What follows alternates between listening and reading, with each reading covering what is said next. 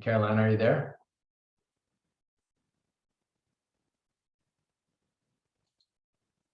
There, well, you're muted.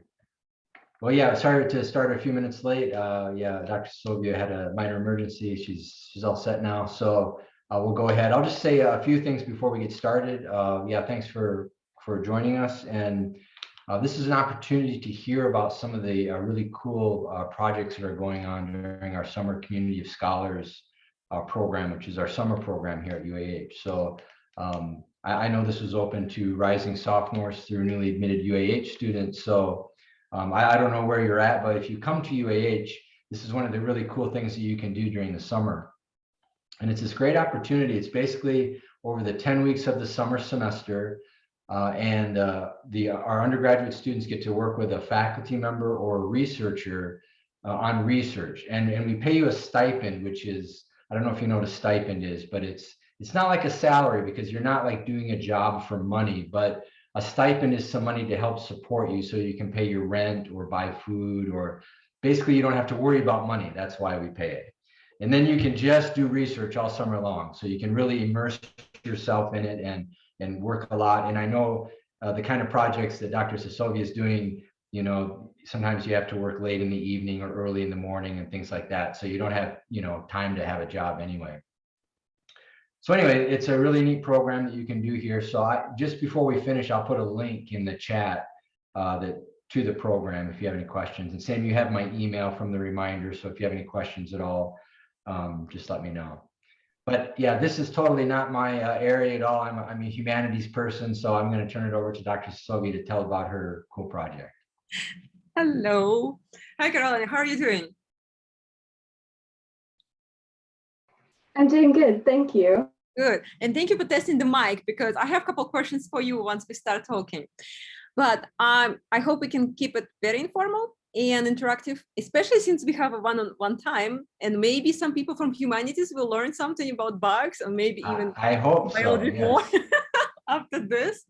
But I also want to show a couple results of work comes from the summer research from either high school students or from the graduate students in my lab.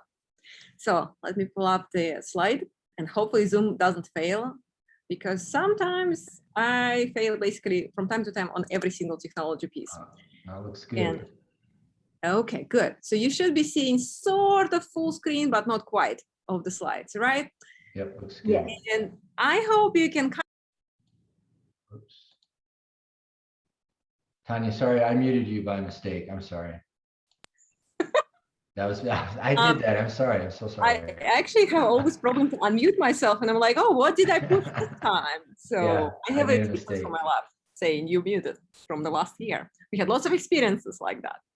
So, but I don't know how your morning starts or how your evening maybe comes with a cheese plate or maybe with some nice tofu soup, but these are all foods. Do you know what kind of unifies all of these goodies, which I'm pretty sure you tried from time to time? David, for you too, are you familiar with any of these pictures? So something rings a bell? No, Caroline, yogurt, no I want to say something like fermentation or something like that. Yes. Probably not the right word. No, first of all, it's too fancy for word. I wanted to say just there is food prepared with bacteria, basically. And it's very particular kind of bacteria. We call them lactic acid forming bacteria, because if you take all of these pickled or cheeses or anything fermented, often it has some different sour taste, right? It's because those bacteria ferment sugars and they produce lactic acid. That's what makes it like basically, how do you call it? Very sour. And we use it for thousands of years as humanity, right?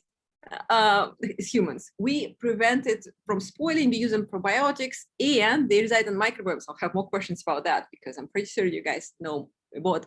And so one type of this bacteria called lactobacilli, because they ferment lactose to lactic acid. So it's kind of easy things. And for a very long time, we consider them as good microbes. That's why we buy them over the counter as probiotics. That's why everybody's advertising that you need to eat yogurt, even though data is now kind of underrun about like, oh, is it healthy really or not? But all the fancy words, fermentation, they preserve our food from spoilage. And that's why probably we use it. We now also use it for taste qualities, but it's kind of an acquired taste. So we didn't use it originally probably for the taste of it. And now we have different, not only gut health, but also vaginal health and others, like even like, I think oral health and skin health also might be using some lactobacillus saliva. So, but why we are interested in them is because we want to figure out why they're good bugs. So we know from food industry, basically, and I will tell you in a second, we are not in food industry. Hopefully you didn't have lunch, or at least not yet. But these bugs are good because they basically outcompete everybody. They outcompete because they produce lactic acid, so they lower the pH, acidify the medium, and many bacteria don't like it, so they don't grow there. So pathogens don't grow, so they protect us. They form redox components such as peroxide, so it's basically the one you use for cleaning wounds or like dyeing hair, and that's also not good for many microbes, and they're getting inhibited, and they produce very special molecules. They can be protein, peptides, and different chemistry, but the whole role of those small molecules is basically inhibit growth of other microbes. And that's why we count them good, because they're beneficial for our health, but basically they are good microbial killers, okay? Which is not something you usually think about probiotics, right? So now let me switch to another set of slides. I hope I'll do it quickly. Oh. We are actually not studying food science, even though we're using a lot of information from there. And I will be jumping a little bit with the slides, but we are actually, where is Zoom? I do apologize, I get lost easily in my 100 windows open. So we are actually studying urinary tract of human beings. Yeah, that's quite a switch, don't you think? So why we're doing this and why we're studying the bladder, lower urinary tract is because the pathogens which are causing urinary tract infections are so abundant that they cause many hundreds millions cases per year worldwide. And it's basically a huge underestimation of those cases. And they majorly plague a female population and elderly. And only in the United States, it's basically billion industry and lots of time for the doctors to see the patients who are having UTIs, urinary tract infections for sure. And estimates put them on from 6 to 10 million per year. And it's probably, again, underestimation because usually it's very minor infection. And while I'm saying that it's the dominant one, it's usually self-resolving. So it kind of goes out on its own. And it's very easy to treat with antibiotics, those miracle wonder drugs. But the problem is that we are using this wonder drugs so abundantly that many bugs are becoming really resistant. And for the last 70 years, we accumulated so many super bugs in our environment and our systems that not all prescription antibiotic drugs work. And it's kind of okay. We have lots of different classes of antibiotics until you get into the hospital, and many hospital patients are being catheterized, so they are having high risk of getting UTI infections. And in hospital, we're using so much drugs that we kind of have all the super drugs or super bugs living around. So we call it multidrug resistant organisms. Newspapers call it super bugs. And some of them basically resistant to everything we can throw them, except if you bleach them, right? But we can't really bleach when you're having UTIs, etc., right? The classical story of the last year. Unfortunately, we do have good antimicrobials, but they're not always applicable, sorry. And therefore, it's becoming the situation when we have very abundant infections, millions of cases. And in some patients, they easily transfer to the upper respiratory, urinary tract, such as kidney, so pyelonephritis, and they can go to sepsis. And in very young children, they also can go and infect the brain, which is kind of not something you expect, right? But the same uropathogens can be causing the meningitis and similar infections. And the situation when these abundant pathogens are resistant to basically majority of antibiotics, which means that something we always was kind of, will just go away, does not go away. And many people die from these infections. Currently, it's hard to present any microbiological data because of the COVID in a huge number and people getting non-sensitive to the numbers. But before that, in the recent years, we had up to 50,000, like from 30 to 50,000 cases a year in the United States with advanced health system of drug-resistant infection killing people. So not only causing the problems and hospital stays and increased treatments, but basically lethal cases, which is not nice. And we need to figure this out. But in addition to that, we're learning more and more about these infections. And I promise I'll show probably 5 slides, but I will scroll through them because I had some details. We can come back to that. So we know, and that's why I was hoping that you're not eating anything, right? That urinary tract infections are basically coming from our gut environment. So they're coming from our intestinal tract. So they're basically contaminating and they're finding themselves like in a stressful environment and like, oh, urinary tract, what I'm supposed to do here? And they cause an infection, they outgrow there. And while they're doing this, the majority of pathogen coming, such as E. coli, so-called Escherichia coli, comes from colon, right? That's why it's named this way. Klebsiella pneumonia, surprisingly, it's not only for pneumonia, it's actually causing one of the second largest cause of urinary tract infection in humans. And Enterococcus fecalis, right? Come from GI tract, remember? That's why it's named fecalis. And we also know that these pathogens are not existing in a vacuum. They're actually existing with huge groups of other microbes, which we call community gut microbiome. You probably heard about this, right? Vaginal microbiome, skin microbiome. And for this few last years, we also know that apparently, urine is not sterile. It was discovered for the last 10 years because we developed new methods. And we know there are some bacteria which are resident in the bladder and in urethra and maybe even in kidneys, which kind of blew everybody's mind because everybody thought that you have a wound, right? You can kind of pee on it. But again, in the jinx, it's not a very abundant microbe. So only few microbes are living there, but they're there. And we know that they are affecting many conditions. Oh, okay, no, let's not go there. They're affecting conditions such as overactive bladder, underactive bladder, cancers apparently, and there are some data showing that whoever present in the individual's bladder may affect how that individual is susceptible or resistant to urinary tract infection, which is kind of logical and makes sense. We just never knew that there was somebody in that niche. But now we know, and basically whoever is living in that niche, they're either fighting off the uropathogens or not. And it all kind of comes together when we have the urgent need to treat urinary tract infections differently, not how we usually treat them with a dose of antibiotics, right? Cranberry doesn't seem to be working that well, and other additives are still being in clinical trials, but nothing certain. And we now think it's nothing certain because all people are different. It's trivial, but it's true. And they're different because they have different immune reaction and different, of course, genetic makeup in different bladders, but they also have different microbiomes. So different bugs which are already there and potentially doing some good by protecting themselves, right? So we call the official fancy term as colonization resistance, but in general, it's basically we thinking that the urinary microbiome protects us from urinary tract infection. We want to see what's the difference between people who do get UTIs or recurrent UTIs and those who do not have that, right? Because it would be nice to have a cup of yogurt which potentially treats you or lets you become resistant to particular infections, or maybe even bladder cancers and such other diseases. But we're not there yet. Like with all other microbiome research, we're not there yet. And I'll skip a couple slides because I really want to show one assay. Because we are microbiologists, we're trying to analyze who's in the bladder. We work with elderly population, with mature adults, and now with kids. We're trying to see how this microbiome basically colonizes the people, how it develops, and what happens when it's already getting like experience many antibiotics, many drugs, different immune makeup, etc. And so we're trying to reformulate to something we can really measure, and we take the different bugs, taken out of the humans, and then test.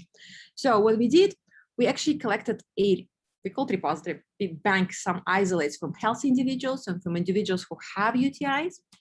And we have a whole list of different microbes. And we're like, okay, we need to learn how to work with them. And we need to see how they interact with the host and how they interact with the pathogen. And if we formulate it this way, they're like, oh, okay, there are classical basically couple last 100 years methods of microbiology to use to try basically interact with collaboration with other people, these different bacteria. This is wash list of, for example, some part of the collection. And the interesting part, we have lots of lactobacilli. So meaning that we have this food-like bacteria, but living in our bladders. And as a matter of fact, this bacteria colonized us very well. And evolutionary, we don't know whether they colonized us before and then got to our food, or we ate something like dairy and eventually we got colonized by lactobacilli. The question is still out there because human makeup of microbiome is very unique even from higher primates and other mammals. So, but the good part, they're there. Do you know where else we have different lactobacilli in our body? You don't even need to raise your hand. David, do you know? In your ear? Interesting, because I don't know, but it's possible, because I definitely read the recent ones that oral microbiome, or not oral, nose microbiome has lactobacilli. And people try to use a mixed delivery to non-nasal cavity to kind of either fight off infection or protect the niche. But remember, we're eating those lactobacilli, right? So what kind of niches do you think they would colonize?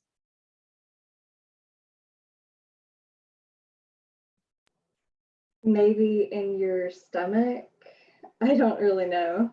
So basically, if they survive the stomach, they will end up in GI tract. That's absolutely. So they would be in our gut microbiome. Not all of them will survive, but majority will. That's why we can take oral probiotics, right? Because they kind of protect them with different capsules. Plus, some lactobacilli, they're really robust and they can survive the stomach acid. Not much, but they would be there. And they are in some cavities in our mouth. And especially they like to be in less oxygenated environments. So they wouldn't be like on your tongue, but they would be in crevices next to the teeth. In apparently your nose, which is kind of, you don't have too much unoxygenic environment, but go figure. Definitely in our stomach, not stomach, sorry, GI tract, definitely in oral cavity and in our urinary tract. But in the female populations, there's a huge population also in vaginal microbiome. And that's what thing that protects the niche because of the acidification. I mean, we have lactic acid in other niches as well. For example, in our muscles. Remember when you work out and you get sore muscles? That's lactic acid, but that one is sterilely produced by us, not by metabolism, by fermentation of bacteria. So, but we're all familiar with that chemical, so to speak. But the good part, we have those bugs. We have them from healthy individuals, not healthy individuals. And as microbiologists, we use all this, like what I call old methods, but they work very robustly. And we can take them and basically now restate what makes individuals resistant or what interferes with urinary tract infection in official terms. We can basically say, can this lactobacilli from this niche inhibit growth of the pathogen? Very simple, because then we have the library of one, good bacteria, bad bacteria, pathogens, commensally call them, and do inhibition assays. And this particular project, overall, how the pathogens interact with commensal, started with work of a summer student last year. By the way, David, it was super successful because Lydia Delani started this project last summer. And for the whole year, we have over 7 people expanding and working on different aspects of this project, including 3 high school students sponsored by the Army Education Outreach Program. And I'll show a couple posters from this summer from their 6-week period. And a couple RCU students this summer continue this work, which I find fascinating how much we can do over summer, especially if we have interesting questions and driven, enthusiastic individuals. So what we did, we basically tried put our target bacteria on alone on a Petri dish, which I know you probably, yes, okay, you know them, we know. So we basically grow them on a nutritious support, so basically nutritious gel.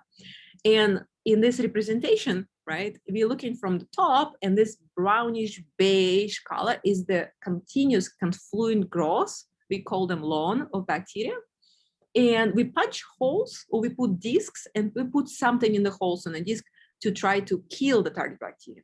So classical example would be putting antibiotic tests, right? You put in antibiotic on some spot, it diffuses an agar and kills bacteria or inhibit their growth. And what we will see if we have inhibition around this whole, like, well, we call it officially, or disc, we'll have inhibition zone. There is no growth here. So we call zone of inhibition or zone of clearance because you don't have the growth. Have you seen this kind of assays? Yes, we work in a lab. I'm doing a lab over the summer with a course at Hudson Alpha. That is fantastic. So you've seen basically the classical, there is a fancy name for it, Kerber-Bauer, I think I say, when you have a disc infused with particular chemicals such as antibiotics, and they diffuse into the agar, and you can measure the zone and see how much of the minimal inhibitor concentration of this drug it is, right? You may also use the strips with different concentrations. Have you tried to use this one? Yeah, we haven't done this specific method. We've done a lot of transforming bacteria and placing them on plates that include the carbonicillin in the plates, but we haven't done the assay. And they do selection for those who receive the DNA, right? We do a lot of that, right? because that's actually one of the ways how bacteria can gain resistance, even in natural world. I mean, usually nobody treats them with calcium, etc., with solutions, but they have other conditions when they're like, oh, I want to pick up DNA from the environment. Maybe something good come out, so that, such as carbonicillin resistance, for example. But for us, it's very robust method. So what we did, we restated, so we took our lactobacilli culture, neuropathogen culture, and we basically interacted them using this so-called well diffusion inhibition assay. And what we observed, that's the very first one last summer. It's because it doesn't look too good. And to orient you, you have the same plate, but now we kind of lighted control light from the bottom. And we have this holes in agar. And this yellowish thing is actually E. coli growing. So it's pathogen. In this case, it's not pathogenic strain, but it's like relative. Here we didn't load anything. And here we loaded 2 different bugs from human urinary tract. Right. And what we observed that it's maybe not showing up, but it jumped at us because we were really like not sure we'll see something, that we see the clearances, right? So if you load bacteria, good bacteria inside the wells, they inhibit growth of the E. coli. And then we expanded, and my page shows several different images, but basically that's a key observation with STEM, that even when we tested different pathogenic strains, which are usually causing infection in mammal model, and they were isolated from human with active infection, and there is some inhibition there. We tested very multi-drug resistant bugs, such as ASBL, which would be resistant to carbonicillin. It would be resistant to the later generation of the beta-lactams. And we yet to test them on carbonicillin resistant, but we expect they still would kill those multi-drug resistant bugs, which are really hard to kill and so scary to work in the lab because they grow like with weeds, basically. And we also took different pathogens for Fecalis, Klebsiella pneumonia, here Klebsiella acetoca, and we see that this clearance zone appear very frequently.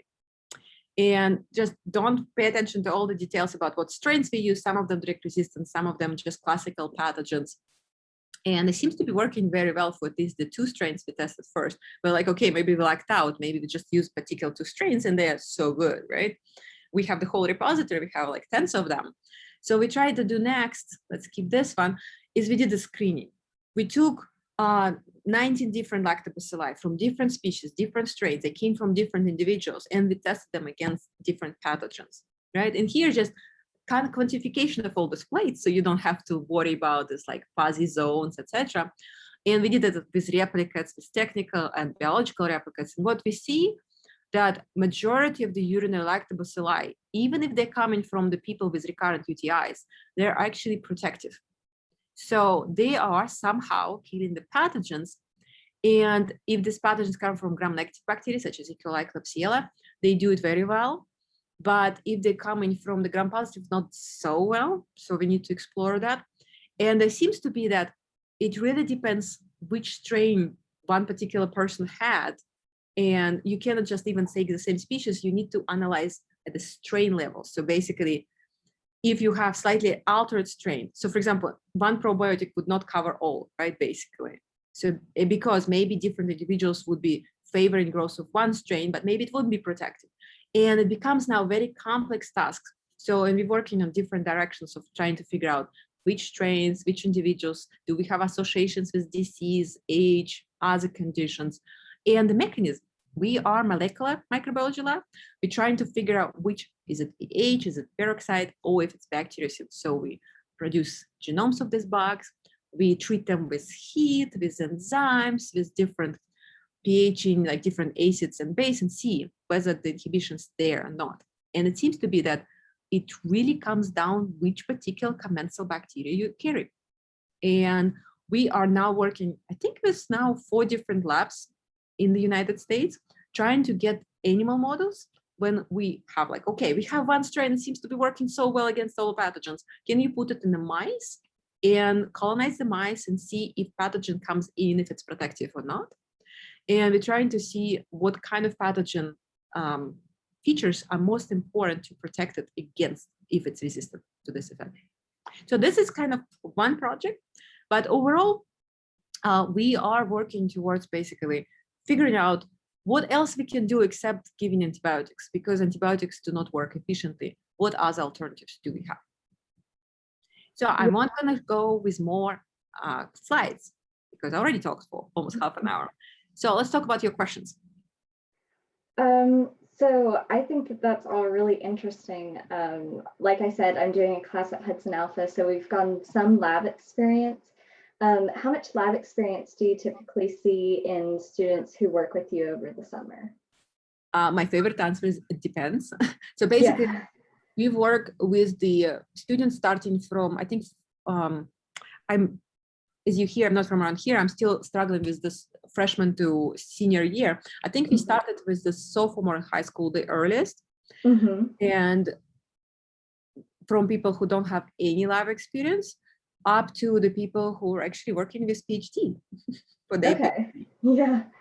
For the summer research, I think majority of people would know how to make solutions. Basically, at least theoretically, they would be able to calculate what the chemical, what molecular weight, and how to have like 5% solution of salt in water, right? Because we can build from there.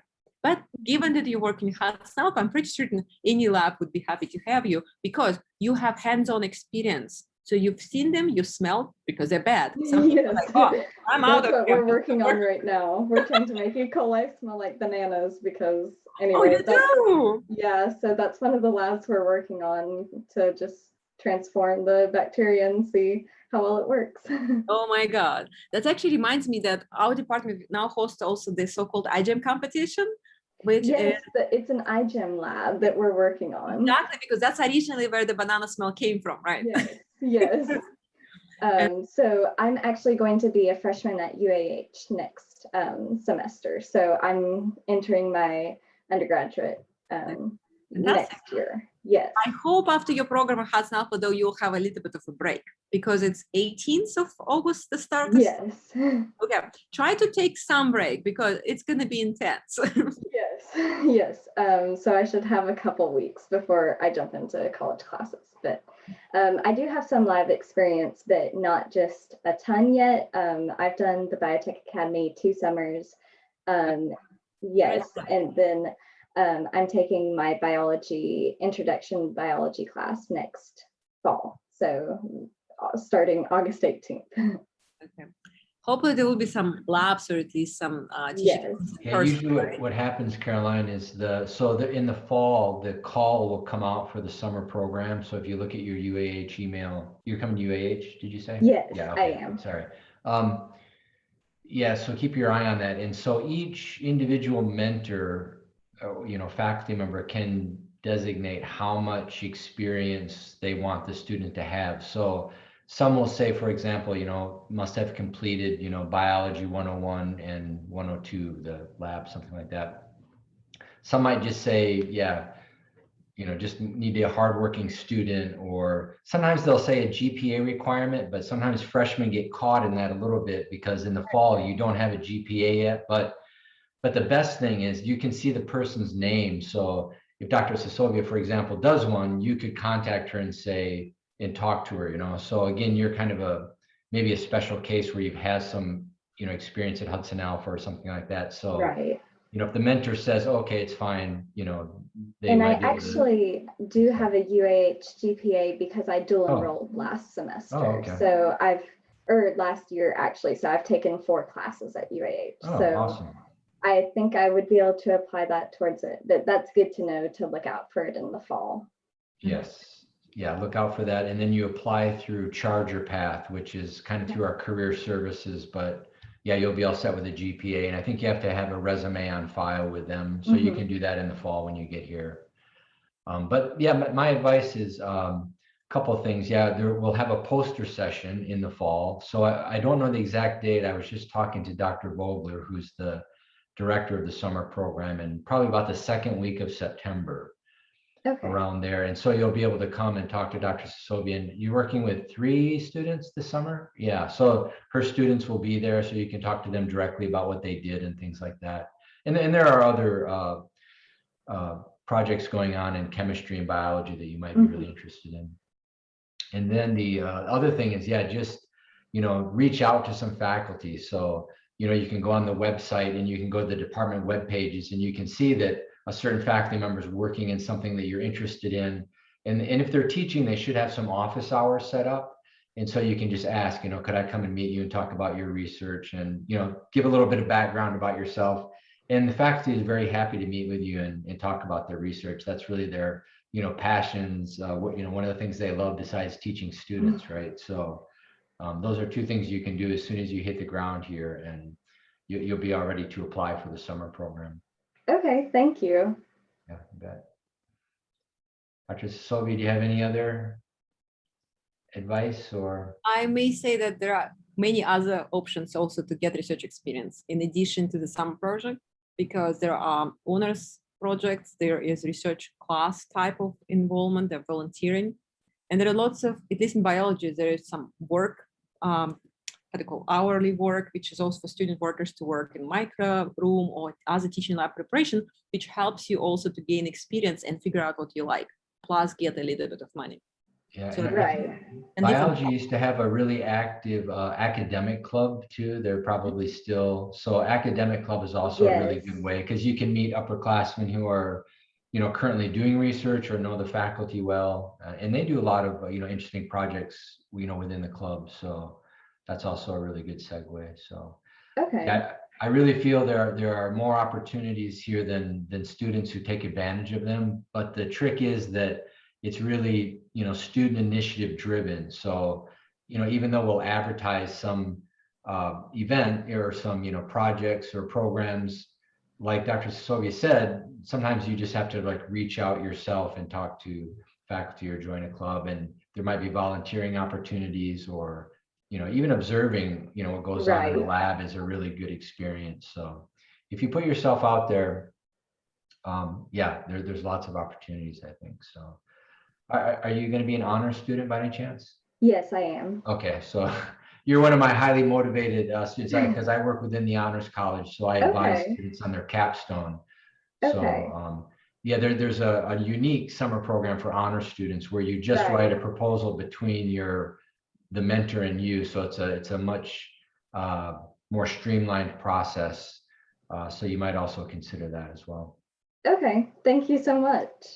You bet. So I'll just put a link to the, that's the summer program. So there's links in there to both the honors program and the other program, which includes all UAH students. So.